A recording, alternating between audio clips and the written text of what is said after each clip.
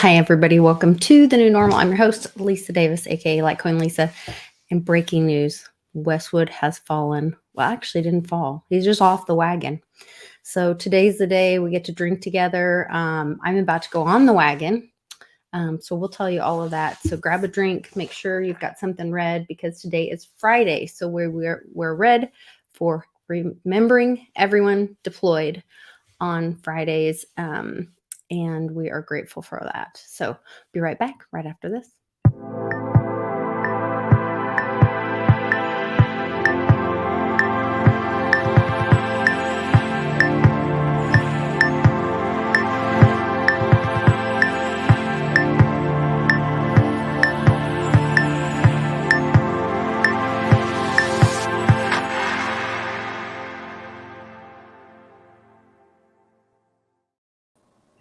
Well, cheers, Westwood. Cheers. Wow, you look great. Like Queen Lisa. Lovely like Queen Lisa. Well, thank you. Holy cow. I feel pretty good. You got like low shoulders or a long neck or something? I don't know. I got rid of all this extra baggage around the neck, so it looks like I actually have one now. You got a haircut the other day? I got a little bit of the haircut and slimming down. Looking to put a new profile pic out. Right? Need a new profile picture? Yeah, maybe. I'm not changing the one I have. Not the one on Twitter anyway.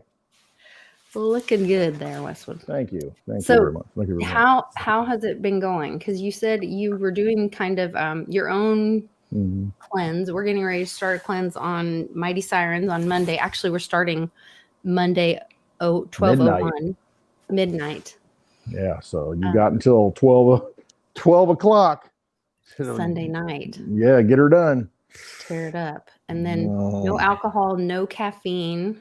And then we start with week 1 on Amy's raw food reboot. She's got great recipes, though. I've been reading through the recipes to be able to do my shopping and stuff and to make a plan, because I think that's the best way to stay compliant, is to like go ahead and just make a meal plan and have the stuff there at the house. So yep, I would agree. My plan. Yeah, what did you do? I like you said, I just kind of do what I want. I just needed a little bit of a reset because I found myself down the slippery slope where I was just eating everything and overeating and grabbing anything and not paying attention to it. And I said, all right, this is enough. And the same with, I figured, well, since I'm doing that, I'm going to get off the booze, quit smoking, because I like to, I don't know, it's just me, like to prove to myself that it's like, none of that stuff's going to, I don't care what it is, it's not going to have a hold on me. And so for me, it's like, okay, 2 weeks, no booze, no cigars, haven't had a drink yet. It's sitting here waiting. I got a cigar sitting here. Had a few puffs off that before, but I let it go out and I need to relight it. But I was eating pretty much the first few days because you kind of have that shock to the system. You're like, I want to eat something. So I would focus on mostly raw nuts, any kind of nuts, and then bananas, any oranges, apples, celery. You can eat all the celery you want. I mean, it's just like tedious. But my wife, she made some good salads for me. So that's the hard thing. It's making the stuff. I'll eat good food. It's just, I'm just lazy. And I'm like, that's why I'm saying, I think the key is going to be to have like those ready-made things. Like she had a really great idea once you get to like smoothie week, having like little pre-packaged smoothie packages ready that you just dump them in your blender. Yeah, because you're like, I want to eat something right now. Do it. Yeah, it's done. Yeah. So that's pretty much it. I got to the point where today I didn't even feel like eating. I mean, just water. See, I didn't give up coffee this time. I did 4 years ago, gave it up, and I quit drinking coffee for 2 years after that. I'm like, if I'm going to go through this coffee pain, headache, and caffeine withdrawal, I'm done. And so I didn't start drinking coffee. That was 2019. I didn't start drinking coffee until last year sometime again. But this time with the cleanse, I'm like, I'm not giving up the coffee because I'm not going to give up the coffee. I mean, it's going to continue to drink it. So I had a cup of coffee every day. How did that affect you? Was it different for you? Did it do the same? For your cleanse, how did that affect you? I don't know. I was heavier this time before going into it. So I think I had the same results. It's just that I was working from a worse standpoint, a worse condition, I guess you could say. But I mean, it didn't really matter. It's really, I wanted a reset to get to the point to where it's just, you know, that mental addiction to the food and just the laziness of grabbing junk, you know, that's just sitting around, to break that. And I have, because now I talked about it, I think today in a video, that, Yes, I saw. yeah, my wife made soup last night, and I took a couple bites of it because I haven't eaten anything cooked. And last night, you know, I figured, okay, I'll try it. But just didn't like it. It had cream of mushroom soup from the can, and I'm just like, yuck. It just smelled bad. It tasted different. I mean, it's just nothing I wanted to get into. And it was good soup. Like I said, I would devour that any other time. But I'm at the point now where it's like, just grab an apple, or I'll grab a handful of nuts and eat them. And I'm just kind of broken from that. You have a little bit of that. I don't want to tell your secrets. No, it's okay. You know, we travel a lot together. Yep. And so we eat a lot together. We're family. And you have a little bit of that, like, depression baby is what we call it at our household. Mom will talk about Papa like this.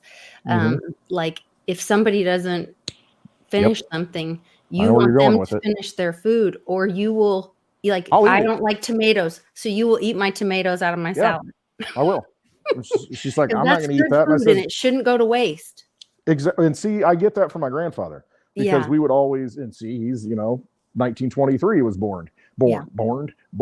And so I would go to lunch with him all the time and hang out with him a lot. And, you know, that was always the thing. He's like, you can get whatever you want, just make sure you finish it. You know, don't waste any food. And so that was always my mentality. It's like, I'm not going to waste any food. You know, I don't want to. And you so, don't want to be ungrateful. And And so the question, that what then becomes the problem, is you've got to say, okay, I'm going to take a smaller portion, finish it, and then I can always go back for more. You know, and that's what you got to get in that mentality, because once you put it on the plate, it's like, I feel like I got to eat it. I don't want to waste it. So, well, and we got into, like, what the 80s was when that kind of started, with McMansions and Applebee's and neighborhood franchises, and everybody eating out so much, and that, and all the big what's that restaurant where everything's so Cheesecake Factory? Everything was too big. The slices of cheesecake. It's like, really? I shouldn't even eat this all week. Salads are just obscene. But they do that, then they can justify charging you a higher price. So now we're facing this recession. And, you know, I'm curious how that's going to affect, if that will affect smaller portions, because we are seeing that at the grocery stores, in food packaging. We're seeing it come back down. You know, growing up, you used to go to McDonald's and get, which no one should ever eat at McDonald's. I'm not condoning eating at McDonald's. Please hear me out. However, I'm just using size. I'm just talking about sizes. You used to get, like, I don't know, a little Coke, you know, a drink or whatever. They didn't have the big cups. No, they didn't used to. It was just like regular sizes, you know, maybe a medium and a large or something. Right. Or, you know, but regular. Even then, they weren't what medium and large is now. You know, not this size. That's what they have been, though. As big as your head. Right, huge, and that's big. Insane. But it's swinging the other way, like you said, though, because we went big, and now it's like, the cost of everything's so much, so let's shrink the packaging, charge the same amount, maybe raise the price. And so you're seeing the sizes like shrink again, but the price is still way up. I mean, so we're kind of reverting, but we're still paying more for it. I even we were watching a movie, Tucker. Great movie. Everyone should watch it. It's such a great American dream classic. Once again, the SEC comes in and steals the American dream, destroys it. There's definitely a trend there, which I can go into my whole theory of that, but we can talk about it later. But my point is, they had these beautiful. So Charlie and I have been on our weekends when we don't have Canon. We go. You can either call it junkin or antiquing. I'm not sure which it is. One man's trash is another man's treasure. Yeah. We don't actually buy anything, but we look and we talk about history a lot. And there's usually really amazing old people at these places that are crazy smart and know a lot about our American history. And so we start having all these amazing conversations with them and talk about, you know, what a different thing is used for, or our, these different little towns that we go to around here, the history of the little town, or what happened and why this thing is here. And, why is all this German stuff here? Or why is this whatever here? Or how did this get here? Or, I don't know, some of the most amazing stories. So, but I kept finding these beautiful little like decanter sets with cocktail glasses, but they were so tiny. Mm-hmm. And I was like, man, I would be like, that looks like a shot glass on a stem. Like they're little bitty, but they're from like the Mad Men era when people were like having drink, parties and house parties and whatever, and having a little martini and whatever. They're not that big. They're not the drinks that are being poured today. Ridiculous. Yeah. I'm like, we are in excess. Yes, in excess. I need you tonight. No singing. No singing. Shoot. Sorry. All right. I do need to address this comment because I've been corrected. Bixie's in the chat. Amy is listening and caught me. Our cleanse starts on Sunday, 1 a.m. Or no. Also Saturday night into Sunday, or Sunday into Monday.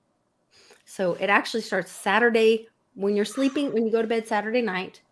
If you happen to wake up in the middle of the night, if it is after 12 in 1 second. And 1 second, you grab a carrot. You're so excited because you are starting your cleanse. Yep. You're on your journey. So celebrate your journey and be happy about it. Jumped off the wagon. Actually, I'm going to have my first drink now. I haven't had a drink for two weeks. All right, everybody. Happy hour. Yeah, drum roll. Cheers, right? Here we go. It's in the red Solo cup. Cheers, my brother. So you're going to watch the face just flush up and probably just turn red. I probably should. Yeah, hold on. I'll make you the Solo layout. Well, that was yeah. I have another one. It'll be red. It'll be red as the cup soon. So what I'm drinking is I broke open this is probably a little foreshadowing. Roots of Ruin gin from Castle and Key Distillery in Kentucky. They use a lot of organic and natural ingredients, and so I've been wanting to try it. Sleeping in the barn tonight. That could happen. You never know. She's like, you better get something to eat. You haven't eaten any of it. Oh, that's sweet. Yeah. No, she worries about me because, I got that addicted personality. I can keep drinking and not stop, one of those things. Or stay up all night if it's a Westwood event, the next day. Anyway, holy cow. Oh, she was so good to us. We would all be in the barn and we're like, there's too many of us and it's like way too late. And she comes in and she's checking on everyone. Everybody okay? Need to drag anybody out? Yeah. Any commotion cordis in here? We need to get the defibrillator out. Everybody has blankets and is not leaving. Yes, exactly. She's like, that's what we should do is grab everybody's keys right now. Oh, there's Johnny. Litecoin Tech Support's listening. Johnny Litecoin. Johnny likes a cigar now and then, doesn't he? On the road. I can't imagine that Johnny would smoke. No way. I think he's had a cigar before. Never. Look in the chat. Yes or no? Johnny Litecoin. Have you had a cigar? I think. Didn't you have one at the 2019 New Jersey meetup? I know some people brought it. I don't know if maybe you didn't have one. All right. We'll find out. No. What's the truth here? Mr. Health Food Nut. What? Who, Johnny? He's like doing yoga all the time. But ice baths, running in the snow. All right, Lisa, why else would we incarnate on this earth if it weren't for the earthly pleasures that it has to afford? We have to partake in those once. Well, I don't want to think about earthly pleasure. This is one of the earthly pleasures he enjoys with his wife. He can do whatever, but he's very healthy. Or with the TSA when he goes through security. I don't know. Yes. Watch yesterday's episode for more details. Might have been an earthly pleasure with the TSA agent. I don't know. Bunch of freaks, man. They're crazy. Freak show. Oh my god. Speaking of freak show, we're going to talk about the WEF. The I World think that's Economic so Fraud. funny. Okay, so remember Uncle Cliff's thing about how they won't be able to walk down the streets? Yes, I knew that's where you're going with it. Yep. When they're inside their little Weffer snow globe and they think they look so important and they're Right. very smart and they have a big background and good lighting and they can say the most ridiculous thing and sound very important. You sound more Russian. Is it the Is it Polish really? background on the I'm border very or something? yeah, I'm mostly Yeah. Polish. Okay. But Go I ahead. don't know. I don't even know. I just made that up. Drinking some Svedka or something. That's I don't know. Nordic, I think. Whatever that is. Go But ahead. Sorry. Snow globing it. That's a good analogy. Then they go outside and there are so there's these guys, Real Rebel News, I think their name is. Yeah. I love them. And they get faced with not mainstream media, softball pitching questions, and they don't know what to do. And they're like deer in the headlights. They're like trying to run away just from keep them. walking. Keep walking. Don't make eye contact. Keep walking. I can't remember. Yes. And the one guy just goes, "Have a nice day." Yeah. He doesn't know how to handle it. Doesn't know how. And because they're such awkward people. They're not human beings. They don't interact with real people. They're in that insulated ivory tower. They're in that bubble. They're in that world. So have you ever been to, well, maybe you have, maybe you haven't, but like your local news station, for instance, you've got these people on there and they've got the backgrounds that change and all this stuff. But then if you look at the other side of it, can you hear me? He only smokes cannabis. See? He would never smoke a cigar. I got you. Oh, Told you. Well, I can't see. But so like it's your local news station. It's like any place like this. But you look at that and you think, oh wow, this is really they're really professional people and they're all dressed up and all the great scenery. And then if you flip the camera around and look, you got dudes in their shirts with their guts hanging out, and they're like cheese stains, and they're holding the camera, running the camera, and it's like. It's a totally laxed environment. It's not important at all. It's not all this, what you think it is. It's the same with these people. I mean, if you turn the camera around, it's like it's just a soundstage. I mean, that's all it is. It's the echo chamber. It's like this right here. It's like the bar background. You know what I mean? I mean, it's the way it is at the World Economic Forum. So we shouldn't be giving them that much importance. We shouldn't give them no attention. I mean, because that's all it is. It's just a sound studio. It's just a movie set. And so it's like, whatever. Just because they make speeches and everybody covers it and puts it on the news, when you look around, I guarantee it's like, that's it. This is all you got going on here. Speaking of which, I have a question for you. Yeah. Because I have no clue. And I keep wondering why the hell, and you mentioned her this morning, why the hell Greta Thunberg is important. Why do we care what she thinks? Right. Why do I love children. Now let's remember she's not a child anymore, but normal children seems to remember that, which is a little creepy. Yeah. I think that she still portrays herself as a child, even though she's a grown ass woman. Right. And she obviously faked her arrest, which just like totally I think fake. Kate did, but that's my own personal opinion. But and a lot of my friends disagree with me, and that's fine. But hers was very blatant. I mean, she's like giggling and whatever. If you go watch her arrest, it's super bizarre. Totally staged. But why do we even care what she has to say? Why was she picked? Who's she related to? Right. Why is she thrown up in the, like, what's the deal, man? You'd have to go back and I superficially I've looked at it. I haven't looked real deep. I know her parents have connections. I don't know if they're both actors. There's something to the parents. If you always look to the parents, that's the key. But you remember when she first came out with that passionate speech, and it was like this young girl who was worried about her future. And I mean, that's what they used her for at that point. And it made an impact on bleeding hearts, that thought, oh yes, that's right. Rally, put the ribbon on. Oh, I'm for this. And that's the only intention. That's what it's for. It's to instill a certain emotion in you. Well, I mean, now she's kind of getting older. She's never was cute, but now she's really not cute. And it's just, she's really lost that luster of what she first was presented to be. But they want to continually usher her out as some voice of the younger generations, you know, and that's what they picked. I mean, you know, that shows you where their mindset is. I mean, that's the person they picked to put out there to influence all our children to believe in this, you know, agenda 20, 30, 40, 50, whatever, you know. But and it's just, yeah, if you look at the history, I haven't dug into it, but if you look at the history of her and who her family is, where she comes from, then I'm sure you're going to see a bunch of red flags and say, oh boy, here we go again. I just but wondered, most people don't do that. Where she came from, why she's important, like why she was chosen, because you know there's got to be some there. You know? Absolutely, there has to be. Otherwise, they wouldn't be putting her on this pedestal and parading her out. But again, it's just like, it's all a big show. It's all theater. And it's this isn't. Would you want to hang out with her, Lisa? I mean, yeah. I mean, she's just she wouldn't want to that hang cool, out with me. Right? I mean, she's not cool. She, you know, she I wouldn't come to the Westwood bar. I would have some questions. Right. I'd love to make her cry. Oh man, libtard tears. Yeah. Hey, the short bus just pulled up. Hop on. Here we are. I was behind a short bus taking my daughter to school the other day, and it was going 50 miles an hour. I mean, I couldn't believe it. So slow. You have to remember my children crazy. I had to pass rode the short bus, so I do not have. I had a short bus, so I can joke about it. I don't have animosity against short bus. I drove a short bus.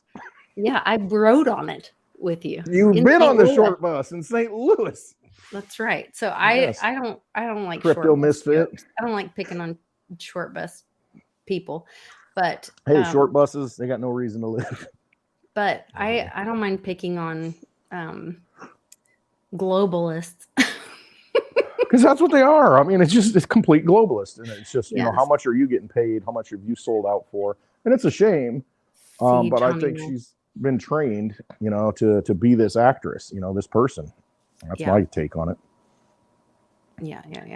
And it's a big club over there, or it's a small club, really, you know. But I imagine all the fun that they get to have, and all the parties, and going to the dance club with Klaus and his bikini lingerie stuff, you know. Ooh, I'm sure it's real fun doing shots of peppermint, you know, Rumple Mints or peppermint schnapps or something. Gross. Yeah, really, right? Sticky lips, Klaus. Gross. Yeah. So there was, speaking of the big club that they don't want us to be in, which, so I was introduced to Nick Morgan from ICANN, which is Investors Choice Advocates Network. So they fight for like us, the little guys, against like 3-letter agencies, stuff like that. And one of the things that they are advocating for right now is to get rid of the, oh gosh, I'm totally blanking. What's it called? The qualified investment thing. The, oh gosh. No, you have to have enough money to be able to play the J-Mac, drop it in the chat. What's the name of it? Johnny, you know what it totally is. Blanking. Put it out there. Yeah, it's accredited investor. Accredited investor. Thank you. So they are basically saying that's like unconstitutional. Here we go. And John Deaton was talking about this today. And Gensler's actually wanting to raise the limit even higher. And I said, this is really what it's about. They don't want us to have the same opportunities that they have. They and us. It's the wealth. And he says only accredited investors in the U.S. Gensler wants to raise the limit even higher. And he's talking about the no yield U.S. investors, not until it's a product offered by Goldman Sachs or JP Morgan, you know. Hey, Jamie Dimon, Bitcoin. I don't want to talk about Bitcoin. You see his interview. I don't want to talk about Bitcoin. I'm tired of talking about Bitcoin. Bitcoin has no value. Bitcoin has no value. I like blockchain, but Bitcoin has no value. So I talked to like a Bitcoin OG the other day, and they have this theory that like Bitcoin snuck up on them, and a bunch of these Bitcoin OGs, before they could have the CBDC or before they could have it ready to digitize the world and like have the power over the people, Mm-hmm. The Bitcoiners came in and let enough people have access to decentralized currency, and they're pissed. And that's why all this war has been going on over the last few years, including the Great Infection and all this kind of stuff. Because they're forced to roll stuff out faster than their timetable, and they're freaking out because this isn't we wanted to roll it out this way, and you guys forced us to do it this way. Yeah, there's too many free people right now. Wakes people up because they're like, whoa, hang on, why is this train moving so fast? The cliff's over. Yeah, I thought the cliff was past my lifetime. I'd still get my Social Security and we'd be okay. I thought the future generations would have to handle it. Wait, I got to deal with this now? Whoa, slow this thing down. So it wakes people up. And yeah, I agree. I mean, so many people are waking up right now. I mean, I in my gut, I feel it. I see it happening to where, I mean, just those interviews on the street, that does fulfill some cliff high data to where it's like they couldn't walk down the street. No. They didn't have a safe space. They were confronted in a peaceful way by a real journalist and asking questions that they couldn't answer. That's why we got a First Amendment. We need to have freedom of the press so we can, talk to these people and ask them questions and make them accountable. I mean, that's the whole reason it's there. Got to put truth out. So, I mean, they're getting worried. Listen to the speeches. Listen to Al Gore. I mean, listen to these speeches from these people at the World Economic Forum. And you can just tell there's just that sense of almost panic to where this needs to get done. We need to do this. And like you said this morning in your video, it is an echo chamber over there and of ridiculousness. Like they're just trying to calm each other. It's going to be okay. Yeah. It's going to be okay. We'll be fine. If we keep saying it. Yeah. We won't lose all our stuff. It'd be nice when they go to board the plane and, the local authorities say, no, you're being arrested. We've got a subpoena, we got a warrant, that's what needs to happen. Try him for crimes. I mean, this guy from Pfizer, the CEO, his statements that he's made, he knew darn well what was going on. And then when asked about it, he's like, I want to talk to you. No, he's the one that said, have a nice day. Yeah. Have a nice day. Yeah. Just go prick yourself. It's like walking. Yeah. And this guy's gotten to see like 3 times, and supposedly he's fully, pricked up. Oh, like, bull. I know, right? But it's just like when you start putting this stuff together, it's like, what? Yeah. This doesn't make any sense. Yeah. But you made billions of dollars because the government's paid you? Okay, now it's starting to make a little more sense. And you see they're coming out with more of this mRNA stuff, to where the one now, they said that they could come out and it actually regrows heart tissue if you have heart damage. So it's like, okay, problem, reaction, solution here once again. And we get this is really interesting. So much of the stuff that's happening now, which there's a theory that when was it Clinton or Obama, one of them was in office, that they pardoned all the evil that has been done in the past, because they don't have to make their pardons public. So part of the thing is that everything you're seeing right now is a sting, is a mirror or a reflection of what has happened in the past. So listen to this, Tucker. I'm going to mute this microphone because because my AirPods are dead because I had too many meetings today. But let me know that you can hear this. Give me a thumbs up, Westwood, if you can hear this. Okay. Understand, if you really want to understand how the American government actually works at the highest levels, and if you want to know why they don't teach history anymore, one thing you should know is that the most popular president in American history was Richard Nixon. Richard Nixon.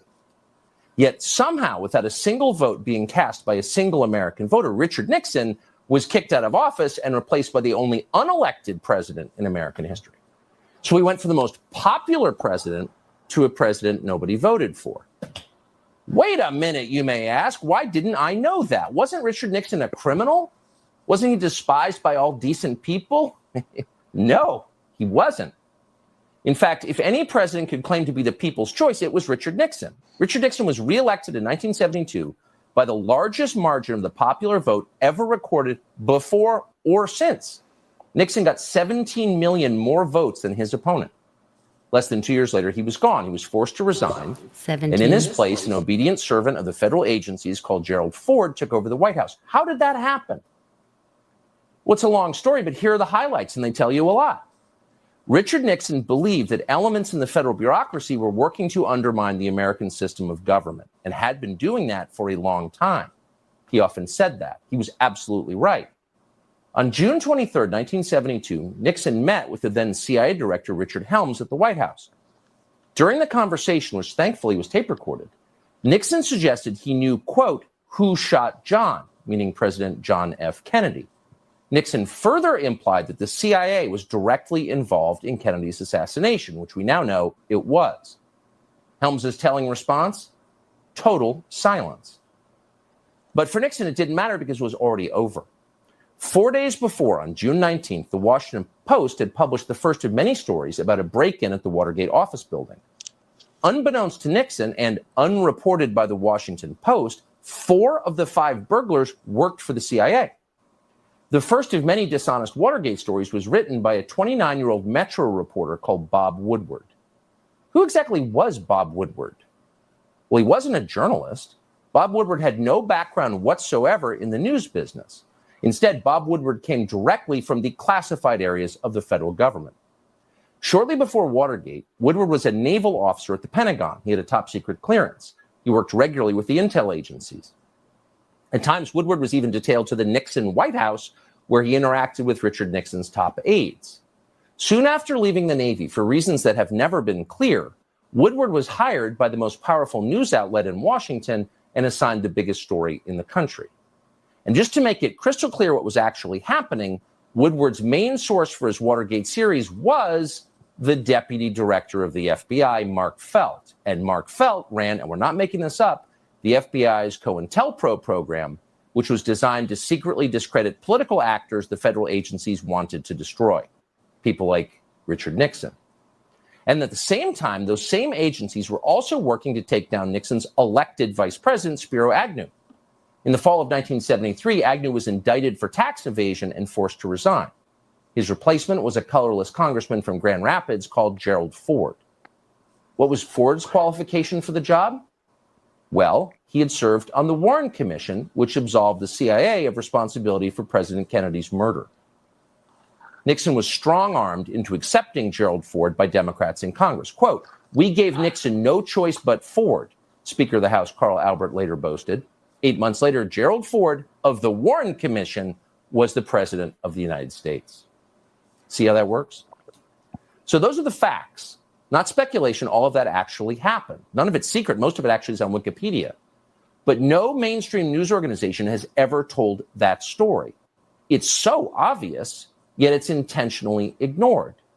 And as a result, permanent Washington remains in charge of our political system. Unelected lifers in the federal agencies make the biggest decisions in American government and crush anyone who tries to rein them in. And in the process, our democracy becomes a joke.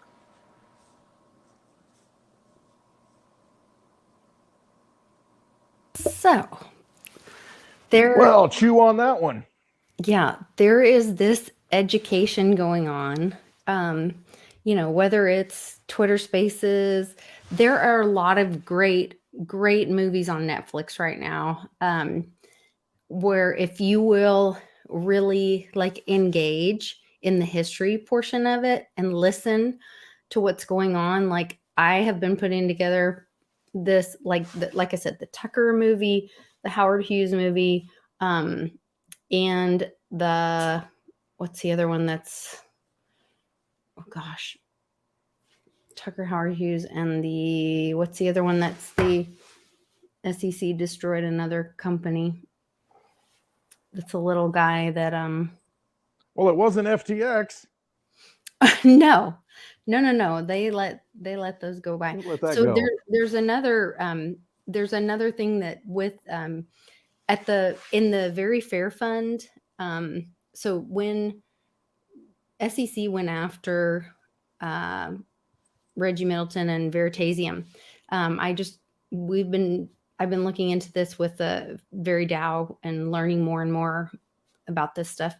So there was a settlement. There was never a trial or anything. They agreed. They made a settlement and agreed on. So the SEC didn't win anything, and Reggie agreed to not admit or deny any of the allegations against himself. But in the settlement, at the bottom of it somewhere, and I'll have to go back and reread it, but it says that they can keep in the SEC, in their own fund, up to $200 million of the claims or the funds. Because when I was talking to Nick from ICANN, he goes, well, why would it benefit them? All the money goes to the Treasury. And I said, no, it doesn't. Anything over $200 million goes to the Treasury. So it benefits, if the SEC goes after the big guys, then that money goes to the Treasury. But if they hit all these little guys, they get to keep all the money. Yeah, it's too much money for the big fish. Stay out of that. And the big fish can fight back. They have big Absolutely. attorneys, and they can fight back. Yep. But you hit these little guys, and they settle with you, and you get to swat them for a penalty, and then that goes in your little bank. You going after the goldfish, or are you going after the shark? Shark's kind of a pain. I really don't want to mess with the shark. And you get to keep the goldfish's wallet. Here's the other thing that's crazy to me. In the Very Fair Fund, which is the fund that the SEC supposedly set up. Was it spelled F-A-R-E, like fair? It should be. They set up this fund to reimburse the people that they believe that Reggie defrauded. 175 or around that number of people submitted to be refunded. Hunter Biden was one of them. I don't know. By the SEC. They are not required to turn in these tokens. Now, if it was that Reggie was defrauding people by selling tokens that were unregistered securities, wouldn't they be obligated to take back or get those tokens off the market? Wouldn't it be think if there's a problem pertinent to with get them. those tokens off the market? So they're just going to give people money and leave those tokens on the market as unregistered securities. But they don't ever call them unregistered securities. They don't ever call them securities at all. So they can continue to perpetuate a fraud system then. I mean, they can continue to perpetuate a game that really has no boundaries, and it's fluid. So then would they be liable for perpetuating who's going to enforce that? it? Yeah, who's going to come in and enforce it on them though?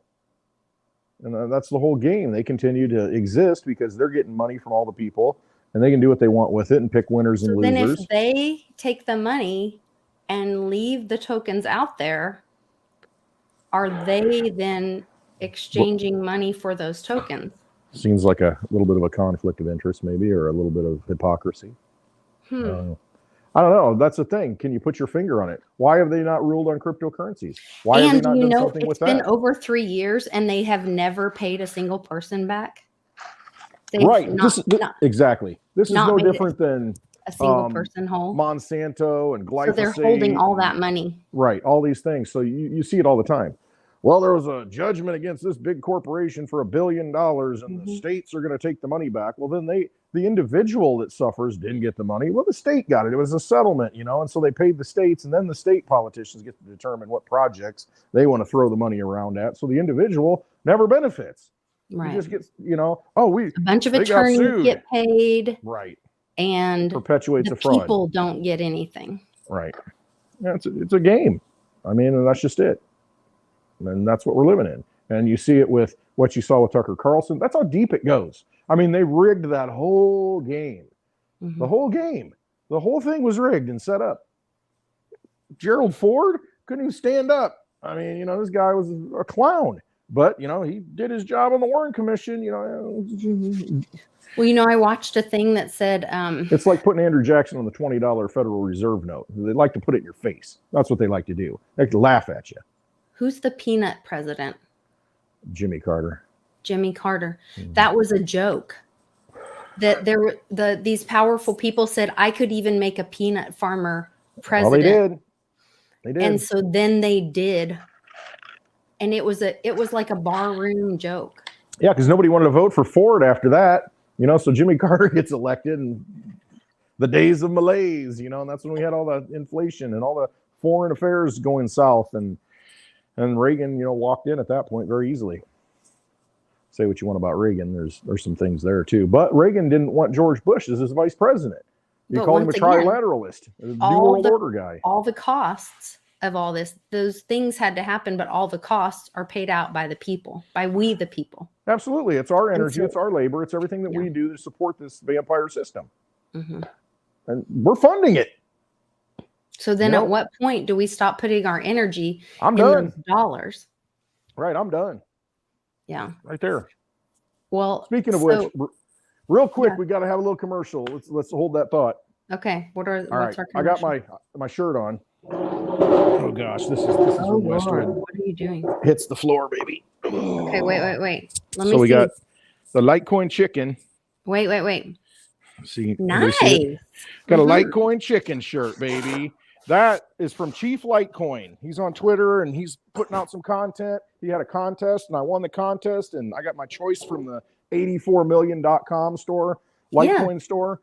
So this is what I chose. And so that's what I'm wearing today, the Litecoin chicken. I got my Coin Vigilante watch on, Litecoin, and I've got my Litecoin Underground. Go check him out on Twitter Spaces. He's got a YouTube channel out every Saturday morning. Anyway, tomorrow, Litecoin Underground. Support the community. Did he move to Saturday morning? Okay, I was looking for him Wednesday night. Well, he does have it on Wednesday night on Spaces, but he's got a YouTube show now.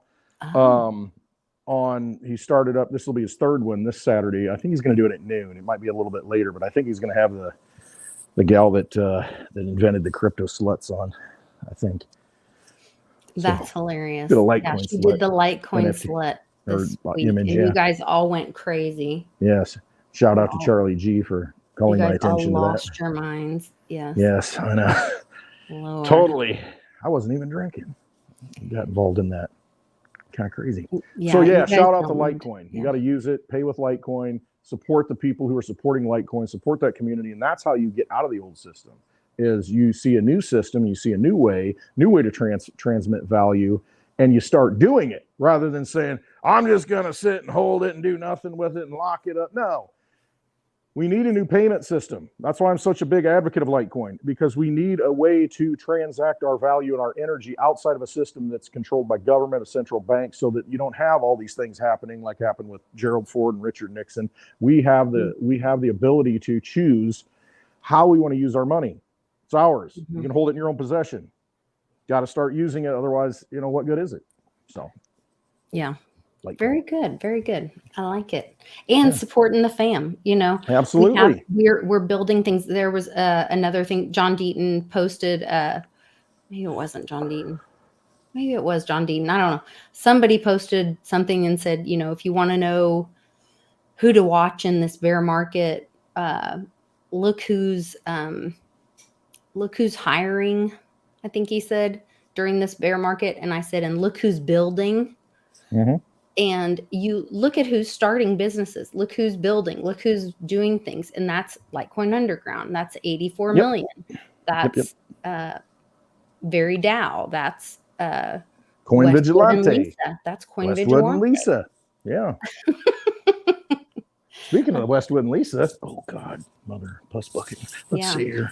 I got it framed. Oh, I love it. And it's going to go on the wall up here. Very nice. Yes, look at that. Here we are. Find that one. We're going to the moon, baby. Going to the moon, taking off. Yep. I love it. Westwood.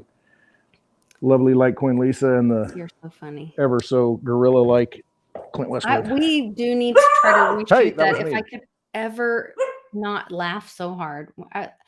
We were trying to do this little skit and all that, but you get so in character and it's so hilarious, and then I just giggle. So Got the dogs all upset barking, so yeah. I can't do it. I'm trying to get I can't do the Westwood sign. I'm like trying to get the. You Yeah. have your fingers wrong. You have to do I know. both in the middle. I couldn't get the. There we go. There's the In the W. middle. It's hard for me. It's Westwood.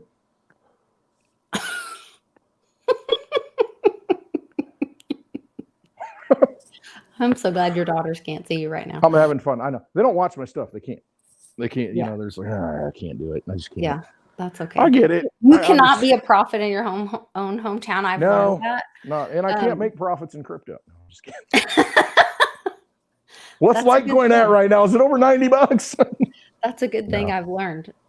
You know what? I've learned that's a good thing sometimes. I'm bullish though, right there.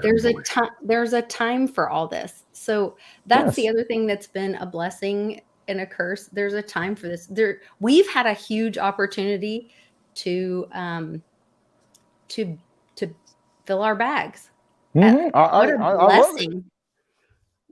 When you know you have an opportunity, when you know you can buy something that has a great future at a low price, and you have a long opportunity to purchase it. What silver? We know silver has a great use case and value in the future, and we know that they've been holding the price down. Be grateful that you can go fill your bags. So Be Litecoin thankful. is the same way. Yeah, I mean, who doesn't want the $45 Litecoin right now? No kidding. Half the price of what it is. Everybody would, oh man, I wish I would have bought it. I wish I would have bought more. I didn't have any money at the time, but I wish I would have bought more of it. And then the interview with Bix and Andy Schechtman, you've got a link to Andy Schechtman for buying silver. They did a video, and Andy said right now, I mean, it's a really good value. The spread has come down a little bit. What do you call it? The fee, the markup. I can't think of these words. Just stop, Westwood. Stop. I can't. What is it? The margin? Premium. The premium. Premium. Okay. Yes, the premium is down now, because I looked today and you can get an ounce of government issued silver. I think you can get like a maple 2023 silver maple on sale for like right around $30. So I mean, you could $30 for an ounce of silver. You know what it takes to do that? In your possession. In your possession, holding it in your. Mhm. Speaking of which, I got to show it. I got my right there. I always carry one with me. It's all worn down. Just once you hold it in your hand and feel it, you understand what the value is. And you start thinking how hard it is to get that and get it in that form, and what it really represents and what you can do with it when everything starts falling apart and the Federal Reserve notes don't work so well anymore. It's an important thing for $30. I mean, come on. Yeah. And that's the other thing. So Pawn Stars, which I think they do send comms, they have been doing a ton of education on currency, gold, silver, value, the history of gold and silver, all this kind of stuff. If you guys want to watch Pawn Stars, you can watch a lot of them on YouTube, but you can or on the History Channel. They have some great episodes on the history of money and on gold and silver, and on notes and silver certificates, different things like that. That's been really interesting. Today, they rarely post on Twitter.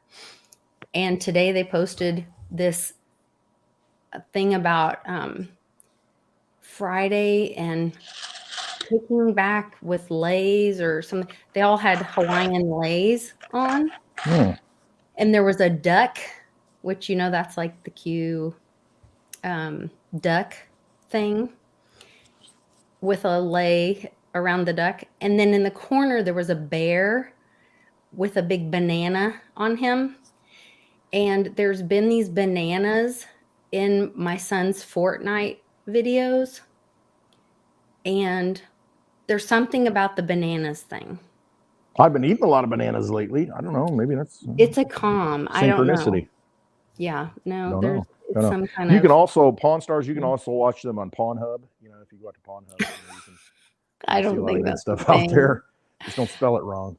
I don't think that's a thing. It isn't. Maybe I'm There was confused. also a It's column lack of food, I guess, and on my alcohol. son's Fortnite thing. So you guys noticed that, and public brought this to my attention, that Diamond from Diamond and Silk's funeral's tomorrow, and Trump said Diamond 5 times. And if you look at, oh, I don't know if I can send this to myself quick enough, but there's an old picture of a guy who used to come to a lot of the rallies. Let's see if I can send this to myself quick enough. Was it Fusca? No. It's JFK. So on the Fortnite thing, it talks John about Kerry? these 7 stars that are going to come back. And, they talk about like the people that are in, and it talks about these people that are in like, what's it called? Where they protective custody. Cryogenics? Oh, no. Okay. No, like protective custody. I got you. So in the Fortnite game, they're in protective custody and they're coming back. And then it shows these stars and they're talking about, does this mean that the stars are these people in protective custody that are going to come back to the game, whatever? And so I wonder if that's comms for some of these people that people think in, the Anon world that have been maybe passed away or in protective custody that might be resurfacing. So there's this star, the green star. Remember, everybody was waiting for the green light.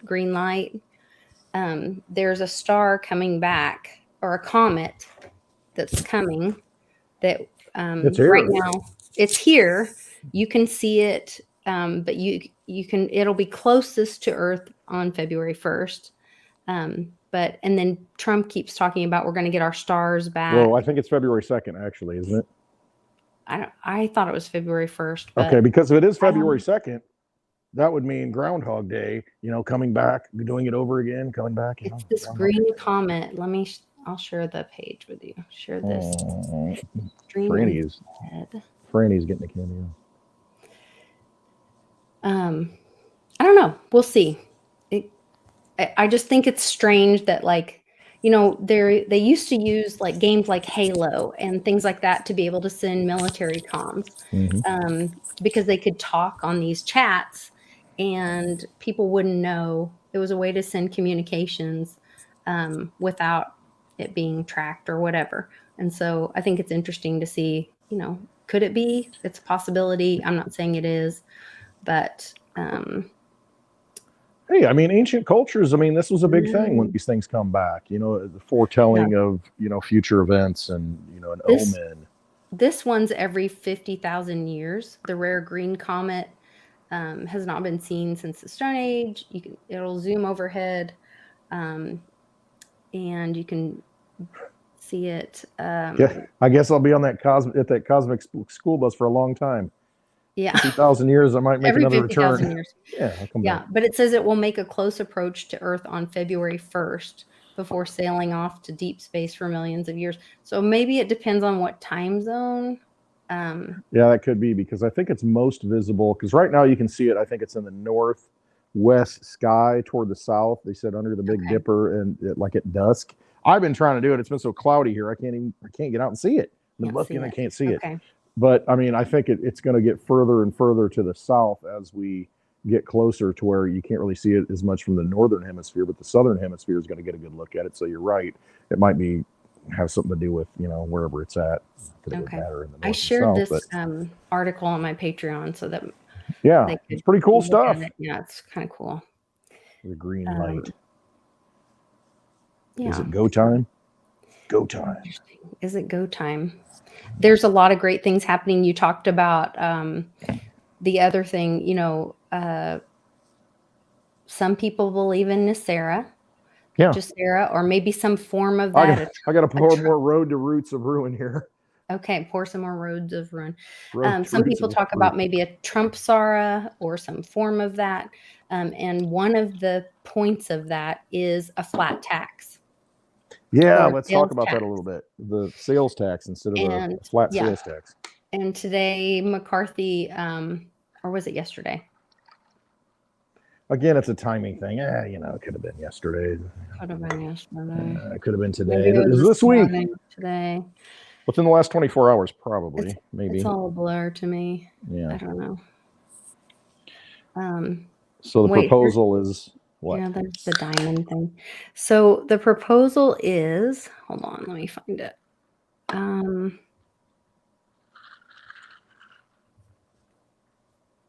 that evil. Oh, he also ended proxy voting. It's a big deal. That's a big deal. You gotta be there. So yeah, they have not been showing up to work for a very long time.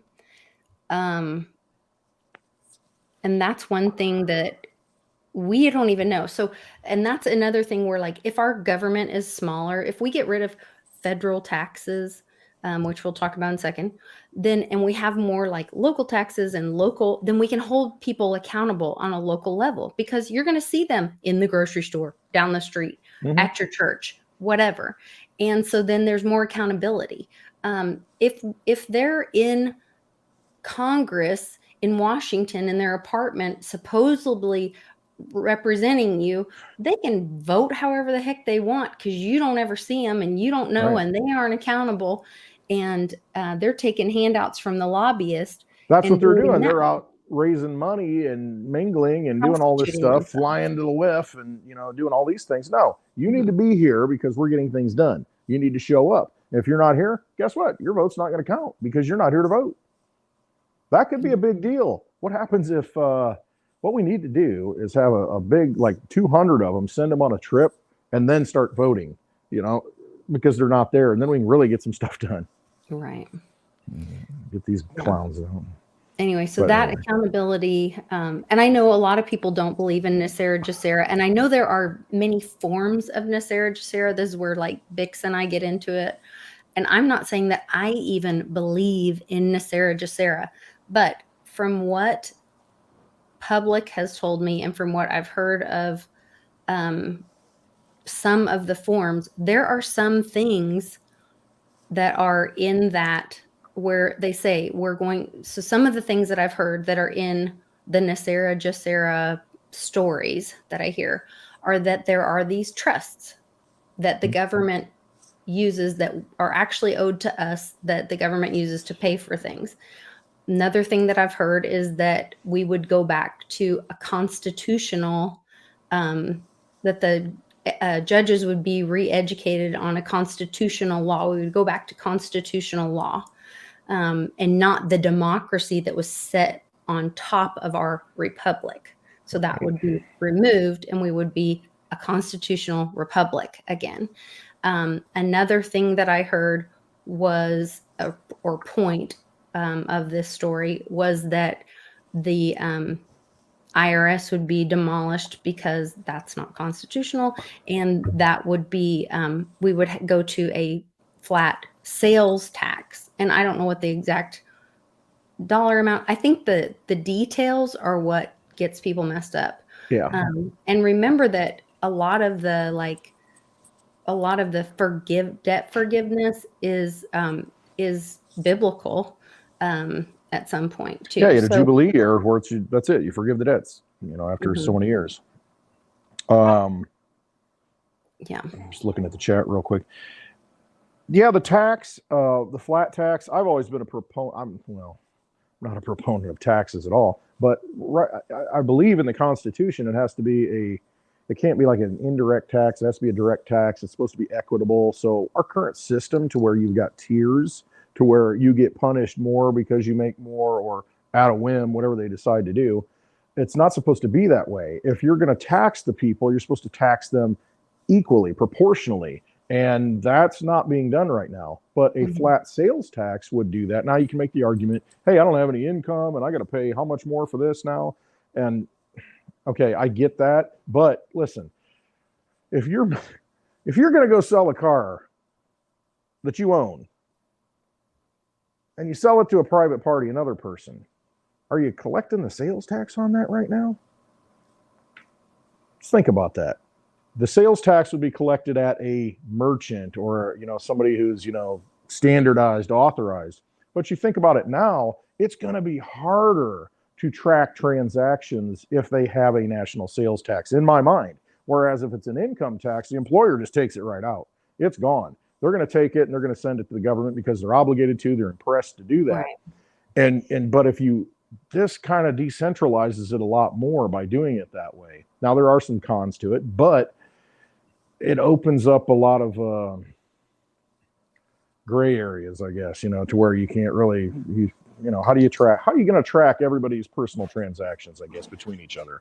And then if you have a CBDC, insert crypto, you can. And that is why they got so pissed about Bitcoin coming out and Satoshi doing what he did, because they wanted to be able to do that to get their tax. Right. Take a transaction fee or whatever it is, a cut of everything, get in it, go on the Lightning Network and they watch, all the nodes and, control all the nodes and take fees and whatever. But when you've got a peer-to-peer decentralized electronic currency like Litecoin, Bitcoin, Litecoin with MWeb, it's just like digital cash at that point, to where I can send it to you and it is what it is. It shows up. What did I get for it? I don't know. Maybe it was a donation. Who knows? It's like giving somebody cash. I mean, what do you give it to them for? I don't know. I just, they needed money.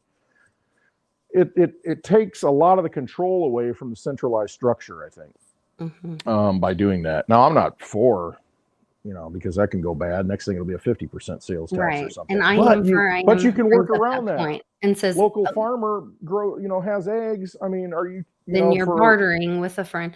And I am for him brings that up. Lesser of two evils is the sales tax consumption on non-food. Right. It's all bad. But that does bring down its smaller government. And my point was, then we the people are able to, when you have a smaller community, you're able to hold people accountable, more accountable for that. Like the United States is such a big country and people get lost, and it's so hard to hold them accountable at the federal level. Like so my brother-in-law was from Finland, and there was such a high level of accountability. He's like, my sister talked about, like, when she first met him and went over there and, would visit, and she's like, talked about the culture and how, like, it was so clean over there and whatever. And like, there was no litter and whatever. And she said it was like the whole country was a small town, because you would never even throw a piece of trash on the ground because, like, someone knew your mother. You would never ever mistreat your own country because there was accountability. It was like that afraid to walk down the street thing, Yeah. And so if we had our governments smaller and we could hold them accountable by, those are the people that you go to church with and your children go to school with their children. And so they were going to be held accountable, not this, perpetual Pelosi 50 years in Congress and then presidency and, all this. Right. And it was never intended that way. That's why George Washington, there were no term limits for George Washington. We want to make you king. You be perpetual leader. No, 2 terms, I'm out. And that was the precedent that was set. 2 terms. And then you got Roosevelt coming in because of a crisis, economic crisis and World War II. And, he gets elected for 4 terms, I think. And then it's like, okay, whoa, this is too much. But until then, it was kind of the precedent, hey, you're here to serve, and then you go back home to go farm, or you go back home and do what you were doing. And that's kind of what it was. But now it's been corrupted because there's so much money. I mean, who would want to leave this? Who would want to leave this cash cow? I mean, that you could just rake it in and become a multimillionaire once you get elected. Like I said, the only time Joe Biden's ever told the truth is when he said that being a politician makes you a prostitute, that they have to be working it out there looking for the handout, and then they're beholden to that. Yep. And that's probably the biggest complaint about anybody who goes there to serve. It's like, man, I got to raise money to get elected because, I got to get on the media and, I got to buy spots. That's their night job. Yeah. Right. And so and it goes back to, okay, now you're going to vote, not by proxy. You got to be here. So that might help in a small way cut that kind of stuff out a little bit to where, no, you're here. You got to be here. You missed the vote. guess what? You're not going to be heard. You're not going to have a vote, and your constituents aren't going to be happy because you're not voting. What are you here for? And maybe it makes them more accountable. I don't know. I'm just looking the possible good things that can happen from some of these, bills that, again, they got to get passed and, get through. But the fact that they're coming up and it's becoming part of the talking points, people can see that and they start thinking, well, what does that really mean? What does a national sales tax mean? That means, do we need the IRS anymore? I mean, and you start having the discussion because that's what needs to happen. We're way ahead of that. And it's like, get rid of all this stuff already. This is bogus. But most people aren't there yet, and they have to have it unfold so that they start thinking, and okay, maybe this might be a good idea. Maybe we can get more control this way and, make them serve us. Yeah, I think it is. All of this is really positive. I showed yesterday, this was another thing that was really positive. Was let's see, what page am I on? We saw the Fed being dismantled at in St. Louis. Did you see this? Yeah, I did see the big medallion taken down. I don't know what the context is or anything, but yeah, I mean, maybe they're replacing it with who knows? I got nothing. I just want that medallion so I can hold it and put it up here in the bar. I mean, this Fed plate being Federal Reserve plate being removed in St. Louis, and they've got the HR heads at all the mints that Bix has been following. If you guys aren't following that, follow that. He's been on top of that. That's pretty significant. So we're watching history. Remember when they were taking down the seal of the Queen from her gates? Yeah. King Charles at the palace. King Chuck, Jimmy Savile's best friend, King Charles. No. Chuck is in charge. Yeah. What's up, Chuck? I don't know. There's a lot happening. Also, my friends in New Zealand are celebrating. I got to message some of my friends in New Zealand. I was like, oh my gosh, I'm so happy for you guys. And they are celebrating like crazy. She's crying her little crocodile tears. What was your thought on that? What was your first gut instinct when you saw that? She's the only one crying about it. Did it go further than that? I mean, what did you? I mean, just kind of what are your thoughts on that whole situation? Her behavior in that being arrested. My thought was she's being forced out almost. Yes, I mean that's she's being forced out. She doesn't want to leave. Yeah, no, she does not. Listen to her voice. And so today I'm announcing that I will not be seeking re-election, and that my term as Prime Minister will conclude no later than the 7th of February. 7th. No later. Right. Could be anytime. Tomorrow. Could be anytime. Now. She doesn't know. She's probably got a pretty little ankle bracelet on. She's got a boot. Yeah, I mean, that's interesting to me. I thought about that too, because it's like no later than the 7th. So it's like, okay, how do you not know when you're leaving? Presidents in this country know when they're leaving. It's like, okay, well, they're going to be inaugurated, and that's before any new election. Yeah, which is really bizarre. See, I haven't looked into it enough, but it struck me as bizarre right away. I have friends in New Zealand, so I was like, what the heck? And he's like, oh my gosh, everyone's so happy. Yeah. Good, because, she was a big proponent of the whole.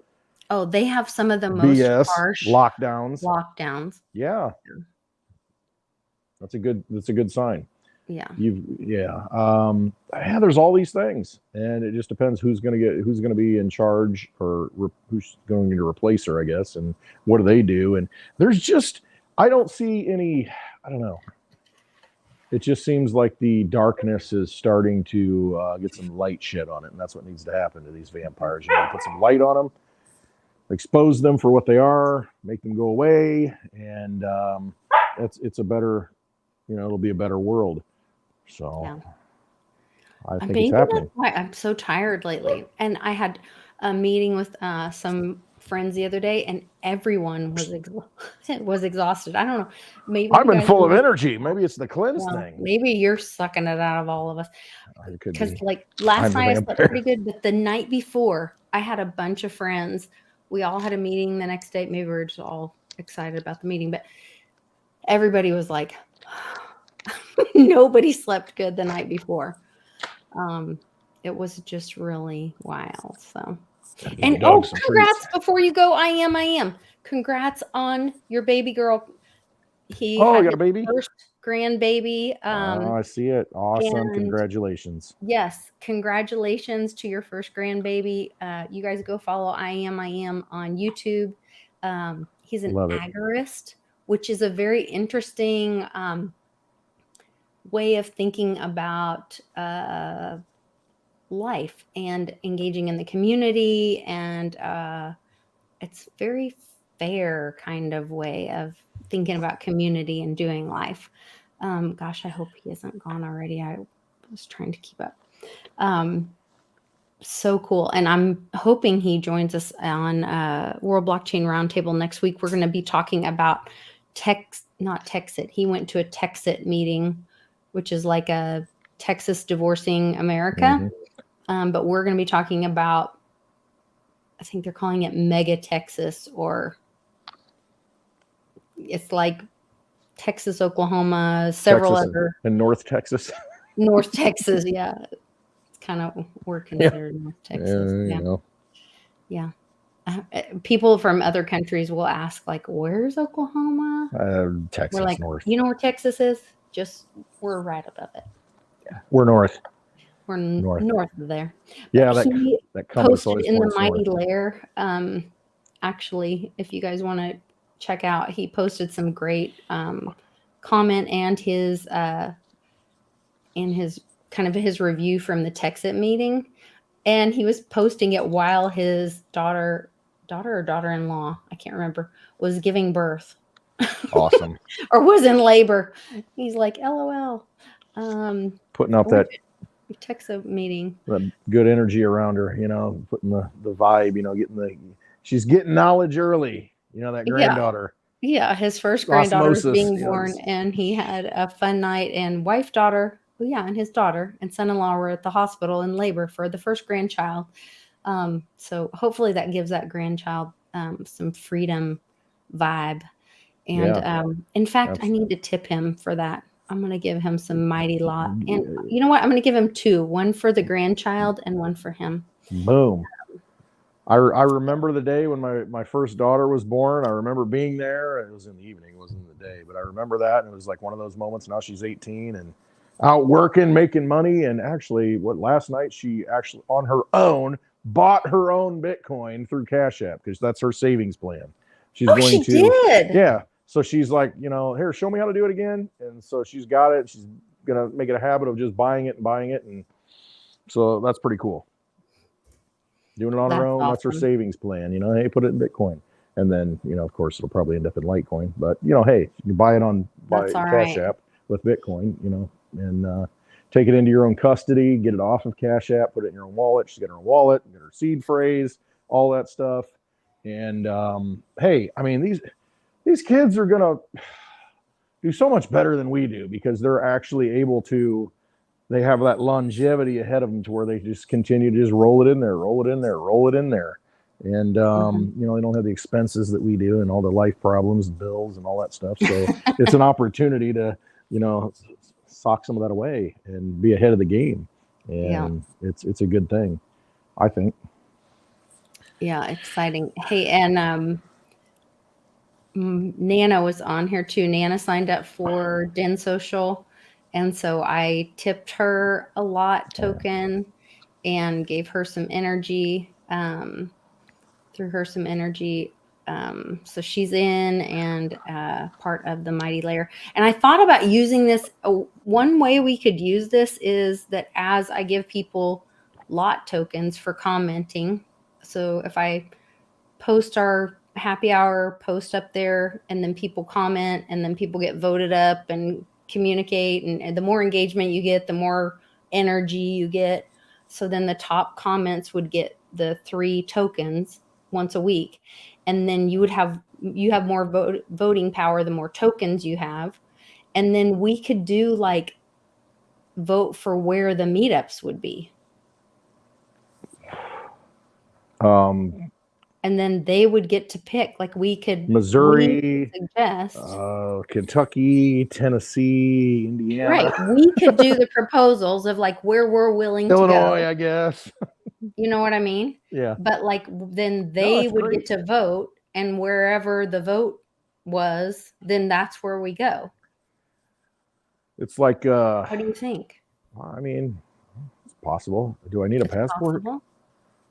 No. We could keep it all in the States. Okay, keep it domestic for now. Yeah. Until I get off that list, and then I can get my passport. Yeah, we could keep it in the States, but I don't know. I was thinking that might be a good use for the lair. Yeah, absolutely. I bought it. I paid for it myself with my own ETH. Yeah. Because I wanted it to be something that would contribute to the community. Yeah. But right now it's like just a meeting place and community, and we can talk and chat and whatever. But there is like a voting option, and kind of like a DAO, you know, with those tokens, you get weight in the community. And so the more you engage, then you have more weight. And so I was thinking like, well, what could we do with that?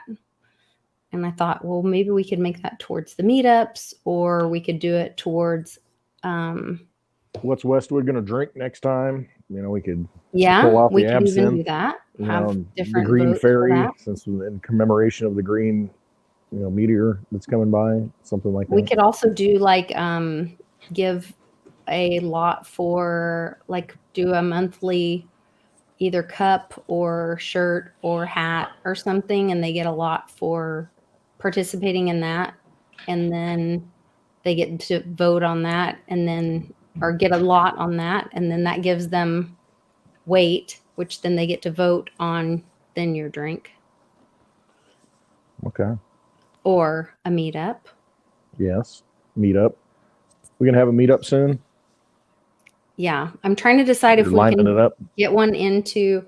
So the judges got moved in Oklahoma, and so we got our new court date, which kind of throws a wrench in all of that. So which I was hoping to do the meetup the last week of February, but now that's when court is. So, we can celebrate my big birthday coming up. I know, we either have to do it kind of early, like mid-February, Valentine's weekend, the weekend after Valentine's, like right after. But I don't know if that's too early for everybody. It depends. It hasn't been that bad here. I mean, the rest of the country, the weather's been kind of bad in some places, so that's the only issue. Traveling. Well, I'm thinking Jenny was saying we should come down to like maybe go down where Ben is, Sarasota area. Florida. Yeah. Mm-hmm. Yeah. And that makes a lot of sense for us. Yeah. And then I hear he's looking for somebody to work all of March down there. What? He wants to.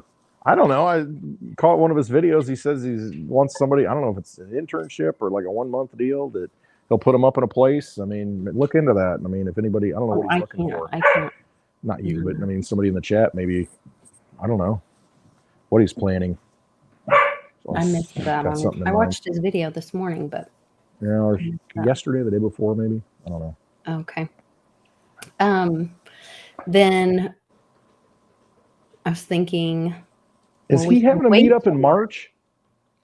Is he having some kind of meetup in March in the St. Louis area? Because Bitcoin Bull, in one of the chats I was in, because he's from that area, and he said, see you in March in St. Louis, or something about smoking a cigar with him, because he likes cigars and scotch like I do. I didn't know if Ben was putting on some kind of meetup in March in St. Louis area. I don't know. Does anybody heard of that? I'm just throwing this out there. I don't know. Caught the tail end of it. Not that I'm aware of. Okay. Yeah, exactly, Paulie. Winter has not hit yet. We've been spared here. So I'm just waiting for the February's probably going to be. But would you be able to go in February? I don't know. Depends where it is. Maybe, possibly. if it's somewhere warm, the whole family's going to want to go. I know Yeah, that. it would be And I'm just somewhere like, warm. But just then like, that's like that board might the disrupt dogs. school and Yeah, I know. I'm like, might be a lot. it just depends. We'll see. So maybe it would be better to wait for March. The Ides of March. And then that gives people enough time to kind of save up and make plans. And I hear there's some big event that I don't want to say too much, but he said something about it. We need to get Blind Dave to say something. okay. He's planning something, a big event this year. Well, maybe we can collab. And it's a little later though. So I'll leave it at that. I'll let him, but he did mention it on his channel and a little nugget of information. So that's coming too. But I also don't want to like hijack somebody's event either. No, it wouldn't be. No, well, it's more the merrier. See. Let's just put it that way. Okay, the more the merrier. Mhm. All right. Well, we'll see. We'll talk about it. Yes. camera. Yes. Yeah. All right. Well, I think sworn to in secrecy. the chat it seems like everybody's thinking March would give them some more time, and I think everybody's kind of like, hunkered down for the winter too. A little bit. You just don't know what's to come.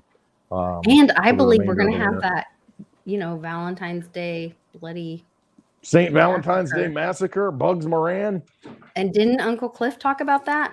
Hey, Possibly. I don't know. I just want the bell of the spring ball. I want Litecoin to come out and Mimble Wimble on wallets, mobile wallets, and it just all the fundamentals are there. Alan Austin was talking about that last night. He said he was talking about a multi-sig wallet with Litecoin on it. And I told him, I said, well, we've used Gnosis when we were doing the Very DAO, when we were looking for donations. Gnosis. When we were looking for donations for Very DAO to do the, what's it called? The amicus brief, the amicus brief. We used the Gnosis safe because it was a multi-sig wallet. It was, everybody could see, blah, blah, blah, all that. And we could accept Litecoin. So that way people could make a Mimblewimble donation if they had any concerns about anonymity or whatever, because, people are afraid of the SEC and whatever. Yeah. And so Alan wasn't aware of that. And then he asked me a couple questions about, well, is that on the Litecoin blockchain? And I was like, well, if you can receive Litecoin, what do you mean? Is it on the Litecoin blockchain? I didn't understand the difference of that. Okay. Well, I don't know the technicality of that. Yeah, I've done testing on the Mimblewimble stuff, and you got to have the core wallet downloaded right now. That's why it's so important to where David Burkett is working on that to get the code ready for mobile wallets. But right now, if you send it from the Litecoin core wallet, it's on the blockchain. I mean, it's just the regular blockchain, then you got your Mimblewimble, side block, extension block, right along with it. So it's on layer one. And when you send it, and I've done this through to a couple of wallets, to where I've sent it out of that Litecoin core wallet from a Mimblewimble address and sent it to a regular Litecoin address, and it shows up and it doesn't show any address where it came from. It's just blank because there's no address. It just shows up. It's just like somebody passed the plate at church and cash shows up and it's like, I don't know who put it in. It's just there. Yeah. And that's how it works. And it works that way now. It's just, it'll be easier and more people will use it when it's on these mobile wallets and you just go boom, Mimblewimble, and people are like, okay, it just showed up. I don't know who sent it. That's awesome.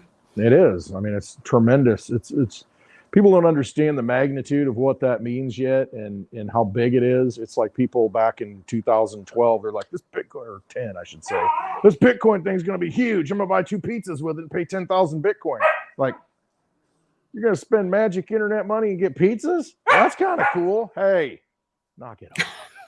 So she's like, yeah, give me some of that pizza. She loves it. She's exactly the greatest thing ever. Yeah. Yeah. Look at her. Yeah, Bitcoin dog, Litecoin dog.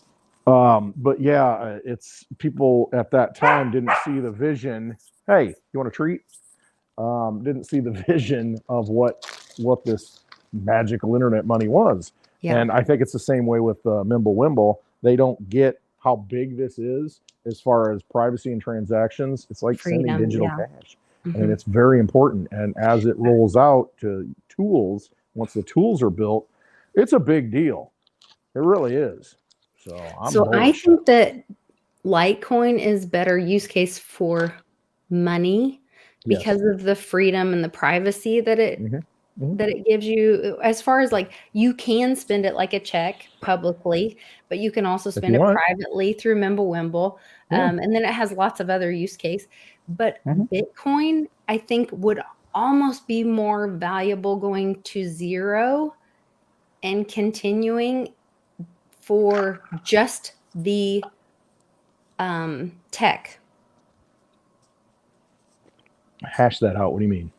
I'm For trying to the get my head around it. security of the communication, the transmission, the just the tech part of it. Oh, just the ability to transact whatever value you choose Yeah. to be. It doesn't have to be sending a Bitcoin. It could be messaging or something. Right. It could be just the the tech. I mean, it just depends. It remains to be seen. I mean, there Because are then it people who gets have rid of the number grow up people on that. well, there's that. But I mean, and No. that's the biggest problem. It's just like you've got people who have fully invested in that and have been. Think about it though. If you bought 1,000 Bitcoin for $1 a piece, you know, over 10 years ago, and you're holding on to it, well, you're a Bitcoin maximalist at that point because you're like, hey, this is the best thing in the world. And I mean, and as the other blockchains prove themselves, like Litecoin, there are going to be people that think the same way. Hey, I bought Litecoin for $15, you know, and I got 1,000 of them. And so they're going to be kind of a Litecoin maximalist because what it's done for them. And so the longer it goes, you're going to have more people because, you know, that got them where they're, you know, to a point of freedom. What if everything goes to zero though? What if everybody's zeroed out? Well, I mean, and then Vix it's only thinks the that tech will happen at some point because there's no bid or there's no market, I guess. That's why it would go to zero. You're looking at it kind of a different way than that, I think. Yeah. Am I right? Yeah. I don't know. It's just a what if. It's just the only reason it has value at this point is because, you know, somebody was willing to accept it. Just like, hey, I'll take 10,000 of them for 2 pizzas, I guess. Okay, why not?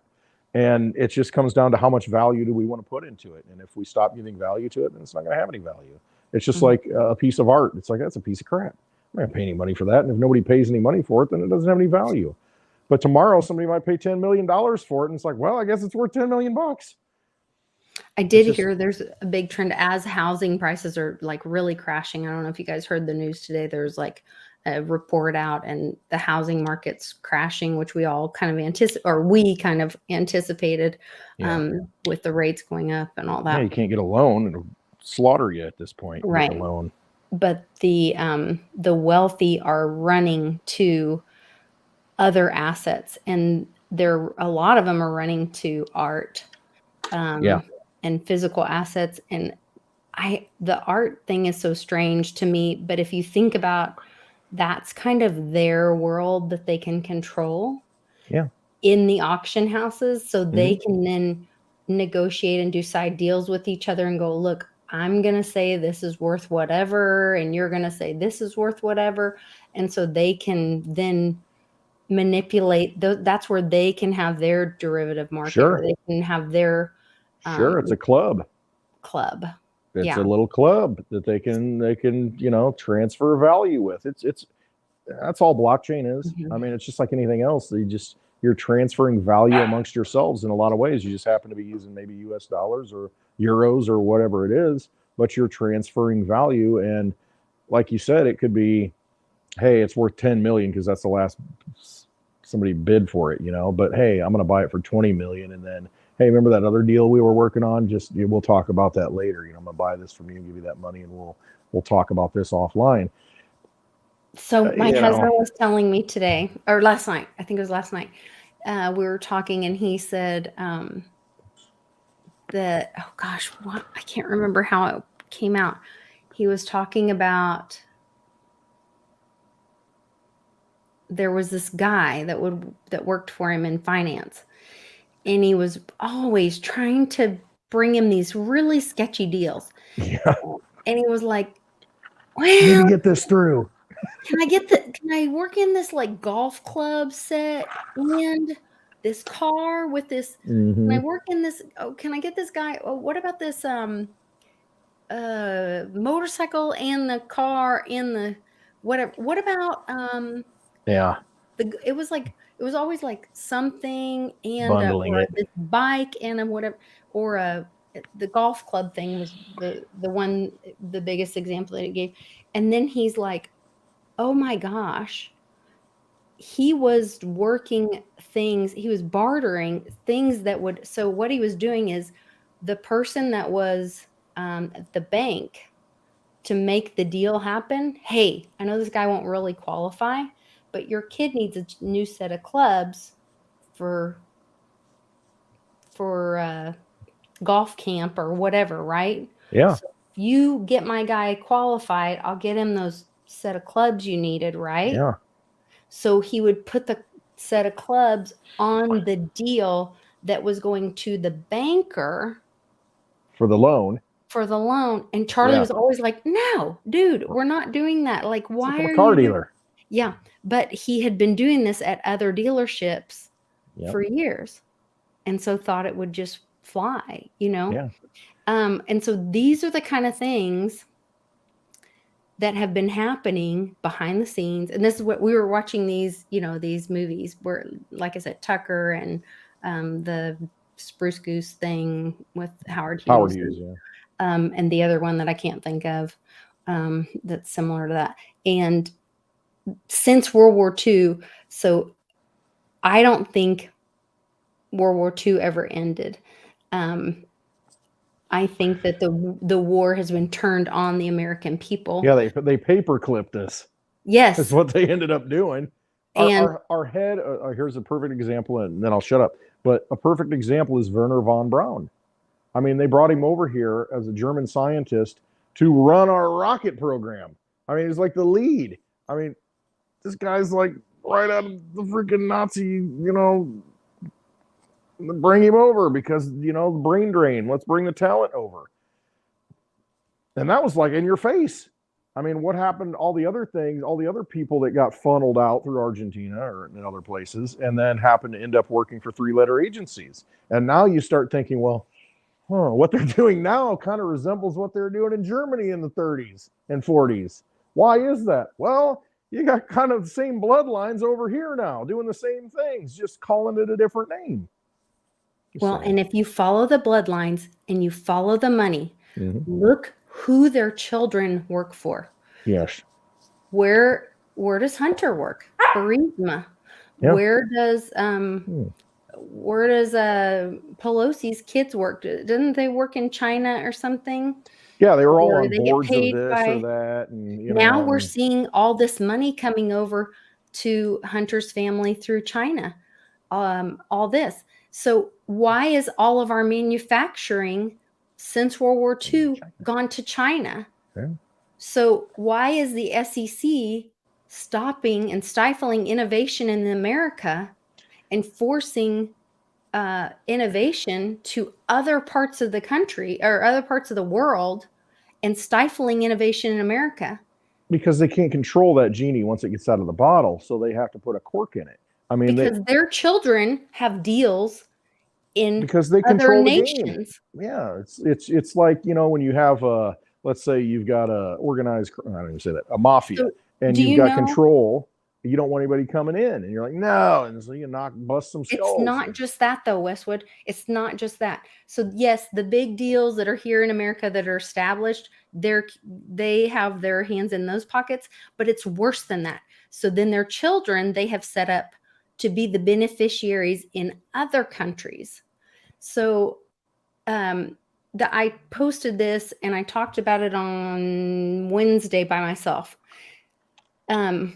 Jay Clayton, who is 2 generations above. So or 1 generation. He's before Gensler. He is the in the attorney group he's former SEC, and he's in the attorney group that is quietly buying up for pennies on the dollar the bankruptcy assets of FTX. Yeah, why let a good crisis go to waste? That's Why their is that mentality.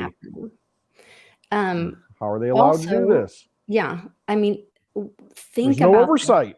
That's the problem. We don't know what's going on. There's no media reporting this. There's no investigative reporting that we know about. You got to search it out, find it on Twitter, which, I mean, kudos to the Elon brand for bringing Twitter and bringing some freedom to that and some voices to where you can see these things now, because that's an important part of this process. It's truth, a platform to where you can see this information, see the actual reporting, see the actual investigating that's going on, because we haven't seen it in a long time.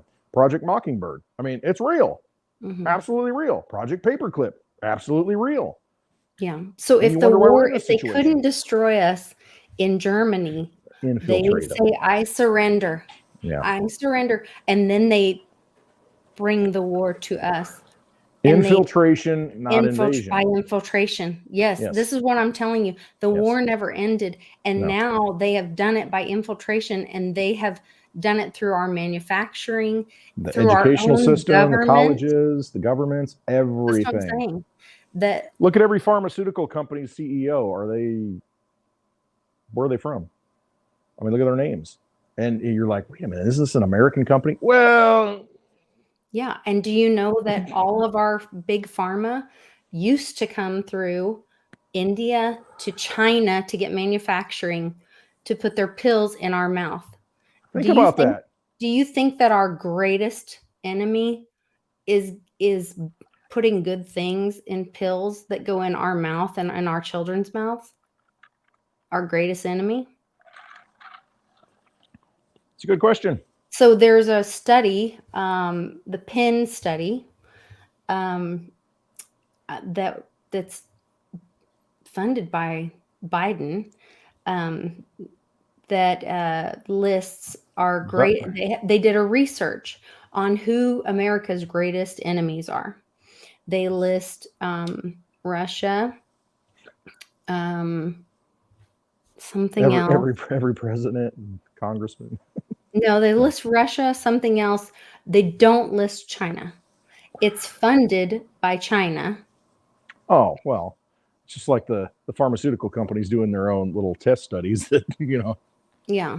foxes guarding the hen house. Like completely insane. So this is what you're dealing with.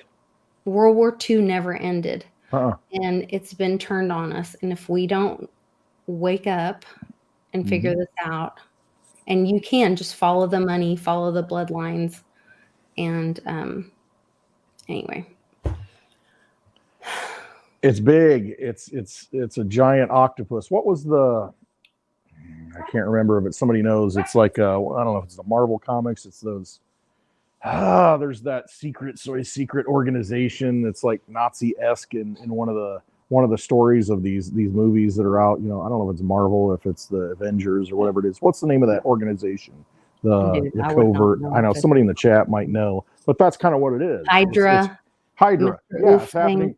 That's it. Hydra. It's happening behind the scenes and you don't know it, and they're pulling all the strings, and it's just that's what you're dealing with. And I mean, truth is stranger than fiction. I mean, it really is. And this stuff is all happening. They have unlimited money to work with. They can do whatever they want.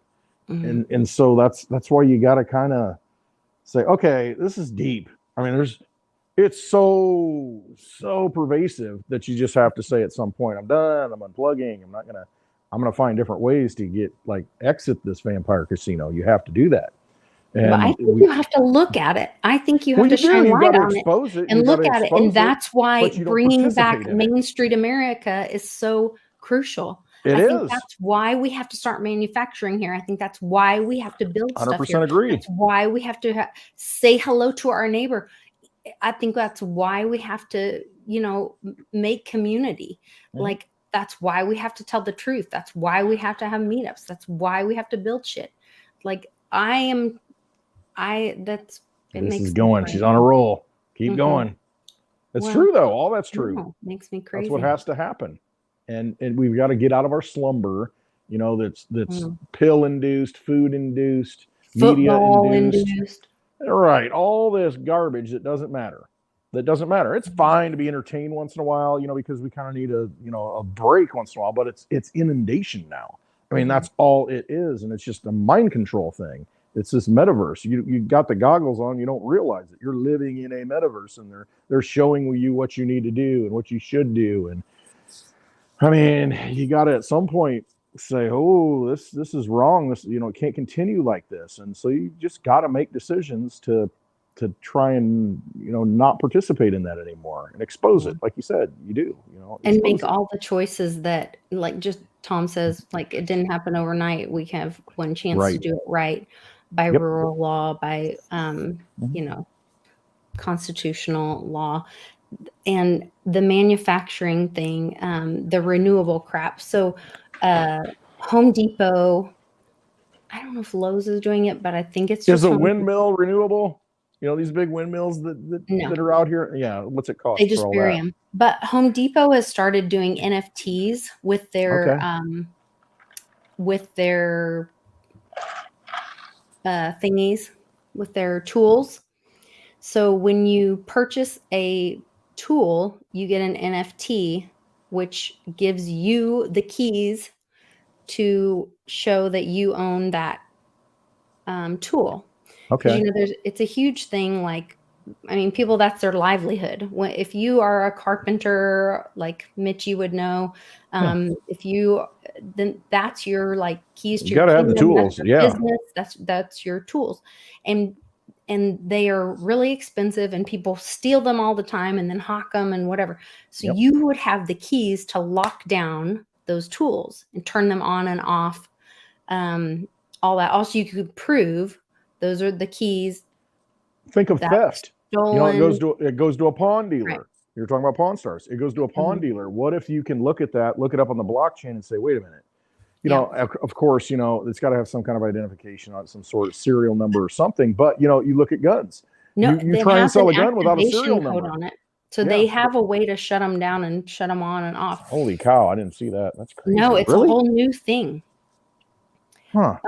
It's really cool. I mean, it could be used for good or evil. Right. That kind of stuff. It's like everything. If it's used for good, it's a remarkable thing that you track ownership. You know who owns it, and it's validated on a truth protocol, a blockchain. Yeah. That's a big deal. I mean, because again, you take a gun to a pawn dealer and it doesn't have a serial number, you get in some serious trouble for buying it. And so if it's traded from a trust or transferred from trust to trust, it would be a non-taxable event. Well, and see, that's the thing that'll come out of these things. We will, where's Trump's taxes? Everybody, oh my God, oh, Trump, wait till we get his taxes, he's going down. Then nothing. It's a nothing burger. Why? Because he knows the system. And all these big players know the system. Okay, the system's in place. And if it continues to exist, there are ways to, like you said, transfer that value, trust to trust, whatever it is. You use a particular system that's in place, and there you go. Do your own research on that stuff. There's two sets of rules. Yes, and you're not taught the ones that, don't enslave you. You're just taught to be enslaved. Hey, do this, and, everything will be great. Go get this, go do that. Everything will be fine. Don't buy Bitcoin. Come on. Those crypto. Crazy. Out your mind. Silver, gold, that's just an archaic relic. Those things, U.S. dollars king. So silver and gold are part of, they're in the Constitution, and they're actually compared to as land, property as land. I didn't know that either. That was like a whole new, I'm learning all kinds of things. I mean, they've been money for a long time for a reason. Yeah. I'm hoping to be able to share more of that kind of stuff with you guys soon. So and it's I gotta go. Outside the government. My husband's cooking dinner again. Okay. He's cooking. God, well, enjoy that, because you only got a couple more days to cook food. I know. Next week, Litecoin Lisa is going to be dry and happy hour. She's not going to have any alcohol. Yeah. Dry. Oh, I can have listen, everybody tea, on, right? Yeah. Everybody on, you need to vote for Lisa to be able to have at least one drink on happy hour. Use your energy. tea or do something. that. I don't know. She Yeah, has I don't know. has to do it then. I'm curious if you guys do go to den.social, join Mighty Layer. If you look at the layers, LAIR layer. I know my accent makes it a little difficult. And 30-minute happy hour next week. It's gonna go quick. it'll be quick. You guys done with this? Okay. I'm out. I always have stuff to talk about. Renaming it the unhappy hour. Charlie B. Shame on you. Hey, I didn't drink last week. I mean, I was, so. But my Charlie did say, he goes, well, that was quick. I said, well, Westwood's not drinking. Yeah, he's not rambling. So here we are, what, an hour and 45 minutes into it already. I know. Holy cow, I know. that's crazy. I was looking at my shows, and when I do like a 30-minute show, I get a lot better views, which is it's true. bad. It's true, though. It really is, because it's. But I love our fam in the live chat, and I like to talk to them and hang out with them and all that. So. Well, think about it, Lisa. When you go out to YouTube and you say an hour and 45 minutes, I ain't watching that shit. That's a long time. Yeah, but I'd rather be here for the live. Well, that's it. This is about the community. It's about getting everybody together. It's like having the meetup virtually. Yeah. That's what we're doing. And so when we have the live meetups, you all can come out, and if you got your cup, you can get in free, and we can all hang out and have some drinks, and wherever it is we're going to go. I guess you're all voting for it. Do you want to do that? I don't know. I'm not guaranteeing I'll be there, but you have to be there. If we vote for it, then you have to show up. You sound like a dang DC politician. You can vote for it, but I won't be there. Go ahead and vote for it. It depends what you mean by the word is. You can vote for it, but I'm not showing up. I'm not beholden to that vote by proxy. I know I swore that oath, but I have sovereign immunity. Oath. Oh, God. Help us. All right. I'll get in the swing of it once the weather gets better, and it'll happen. It's going to happen. Yeah. All right. We'll have more clarity next week about the meetup. How about that? We'll circle back. No, we won't. I won't ever circle back. Ever. Okay. I promise. All right. Love you guys. Trust yourselves.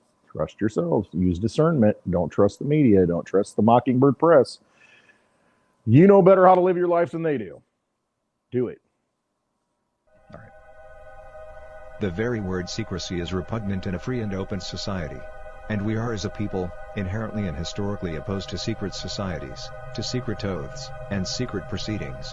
For we are opposed around the world by a monolithic and ruthless conspiracy that relies on covert means for expanding its sphere of influence, on infiltration instead of invasion, on subversion instead of elections, on intimidation instead of free choice, on guerrillas by night instead of armies by day. Its preparations are concealed, not published. Its mistakes are buried, not headlined. Its dissenters are silenced, not praised. No expenditure is questioned, no rumor is printed, no secret is revealed.